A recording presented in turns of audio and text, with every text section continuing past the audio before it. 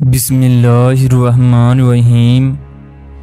دوستو، اللہ تعالیٰ بڑا غفور الرحیم ہے۔ وہ پکڑنے پر آئے تو اپنی قدرت کا ہاتھ اس طرح ڈالتا ہے کہ انسان کی نہ صرف چیخیں نکال دیتا ہے بلکہ پھر اس کو دنیا کے سامنے مثال بنا کر اس طرح پیش کرتا ہے کہ جو میری نافرمانی کرے گا میں اسے دنیا اور آخرت میں اس طرح ذلیل کروں گا۔ اس ویڈیو میں لاہور کی ایک ایسے نوجوان کے بارے میں بتایا جائے گا جو شہر کا امیر ترین آدمی تھا۔ کئی فیکٹریوں اور ملوں کا مالک، اس نے کیا غلط کام کیا کہ اللہ نے پورے شہر کی گلیاں اسے صاف کروائیں۔ خواتین و حضرات، خانہ کعبہ میں ایک آدمی اس قدر زور سے رو رہا تھا کہ طواف کرنے والے لوگ اسی کی طرف دیکھ رہے تھے۔ جو لوگ پاکستان سے عمرہ کرنے کے لیے خانہ کعبہ گئے، یہ آدمی ان کی دیکھ بھال کے لیے وہاں بھیجا گیا، مگر یہ وہاں جا کر اللہ کے حضور اپنے گناہوں کی معافیاں مانگنے لگتا۔ ایک دن اس کے ساتھیوں نے پوچھا، بھائی آپ کو تو ہماری دیکھ بھال کے لیے بھیجا گیا ہے مگر آپ ہمیں چھوڑ کر خود عمرہ ادا کرتے ہو، ہم ٹریول ایجنٹ کو تمہاری اس بات کی شکایت کریں گے۔ یہ آدمی ان کی منت سماجت کر کے کہنے لگا، بھائیو ایسا نہ کرنا، میں بڑی مشکل سے یہاں پہنچا ہوں۔ ایک دن ایک حاجی کے 50 ریال گرے۔ یہ آدمی تڑپ کر اپنی جگہ سے اٹھا بھاگتا ہوا اس حاجی کے پاس پہنچا، نوٹ کو سینے پر رگڑ کر صاف کیا، چوما اور آنکھوں کے ساتھ لگایا، پھر اس حاجی کو واپس کر دیا۔ حاجی صاحب بڑے حیران ہوئے کہ ایسا پاگل شخص پہلی بار دیکھا ہے جو نوٹ کو اس طرح چوم کر آنکھوں سے لگا کر اور دونوں ہاتھوں سے میرے حوالے کر دیا۔ حاجی صاحب نے اسے پکڑ لیا اور کہا، بتاؤ تم کون ہو؟ یہ اب بتانے لگا، 20 سال پہلے میرا شمار لاہور کے امیر ترین لوگوں میں ہوتا تھا۔ میرے والد شہر کے بڑے تاجر تھے، امریکہ، کینیڈا، جرمنی میں ہماری فیکٹریوں سے مال جاتا۔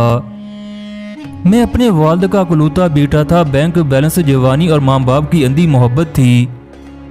میں شراب، کباب، شباب کی گندی لت میں مبتلا ہو گیا۔ محترم ناظرین، پھر یہ کہنے لگا، میں جوان تھا، امیر تھا، مجھے برے لوگوں نے گھیر لیا، میری صحت بھی خراب ہونے لگی۔ میرے ماں باپ نے مجھے بہت سمجھانے کی کوشش کی، لیکن جب شراب، جوانی، دولت، نشے جمع ہو جائیں تو انسان کی عقل پر پردے پڑ جاتے ہیں۔ میں نے اپنے والد کی بات ماننے اور سننے سے انکار کر دیا۔ اس غم سے میرے والد اس دنیا سے چل بسے۔ اب ساری زمین، جائیداد، بینک بیلنس اور فیکٹریاں مجھے مل گئیں۔ میں والد کے انتقال کے بعد پریشان ہونے کی بجائے خوش تھا کہ ساری جائیداد مجھے مل گئی۔ میں نے گھر والوں کو ایک دوسرے مکان میں شفٹ کر دیا۔ میں نے اپنے گھر کو رقص گاہ بنا لیا۔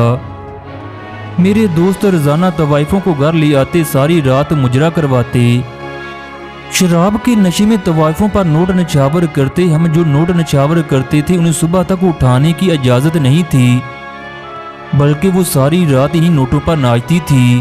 خواتین و حضرات، پھر یہ کہنے لگا، یہ کام اس قدر آگے بڑھ چکا تھا، یہ کام مہینوں تک جاری رہا، پورا شہر میری حالت سے واقف ہو گیا۔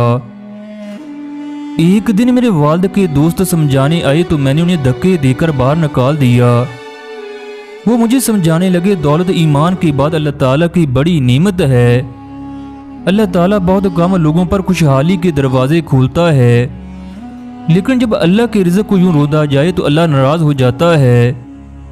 وہ مجھے کہنے لگے، تم تباہ ہو جاؤ گے، سنبھل جاؤ۔ یہ کہہ کر وہ چلے گئے۔ میں اور میرے دوست طوائفوں پر نوٹ نچھاور کرتے رہے۔ ایک دن اس غرور کا یہ نتیجہ نکلا، میں نے نشے کے عالم میں گولی چلا دی، ایک طوائف ماری گئی، کیس بنا، مگر میں بچ نکلا، لیکن میرا سب کچھ چلا گیا اور میں سڑک پر آ گیا۔ میرے ایک جاننے والے نے ٹریول ایجنٹ سے درخواست کی، اس نے مجھے عمرے کے لیے بھیج دیا۔ میں یہاں اس لیے آنا چاہتا تھا تاکہ میں اللہ کے حضور اپنے گناہوں کی معافیاں مانگ سکوں۔ میں اب اپنی زندگی اللہ کی راہ میں گزارنا چاہتا ہوں۔ پھر وہ رک گیا، اس نے لمبی سانس لی اور بولا، میں جب بھی کسی نوٹ کو پاؤں میں گرا ہوا دیکھتا ہوں تو میں تڑپ اٹھتا ہوں، میں نوٹ کو صاف کرتا ہوں، ہونٹوں اور آنکھوں سے لگاتا ہوں۔ میں اب یہ سمجھتا ہوں جو آدمی بھی ان نوٹوں کو پاؤں میں رونتا ہے وہ تباہ ہو جاتا ہے۔ حاجی صاحب، یہ بات پلے باندھ لیں، مجرا کرنے والا کوئی شخص امیر نہیں ہو سکتا، یہ برباد ہوتا ہے، کیونکہ وہ اللہ کی نعمتوں کو گندی عورتوں کے قدموں میں رونتا ہے، اور اللہ تعالیٰ کی ذات اپنی نعمت کی یہ تذلیل برداشت نہیں کرتی۔ حاجی صاحب نے اٹھ کر اسے سینے سے لگا لیا، کہنے لگی، یہ دولت تو آنی جانی ہے، تم گمراہی سے بچ گئے اور اللہ کے بن گئے، یہ بھی کسی نعمت سے کم نہیں ہے۔ چلو اب آؤ، ہم دونوں عمرے کے لیے حرم شریف میں جاتے ہیں۔ خواتین و حضرات، ہمیشہ اللہ کی نعمتوں کی قدر کرنی چاہیے، اس سے پہلے کہ تم سے یہ نعمت چھین لی جائے۔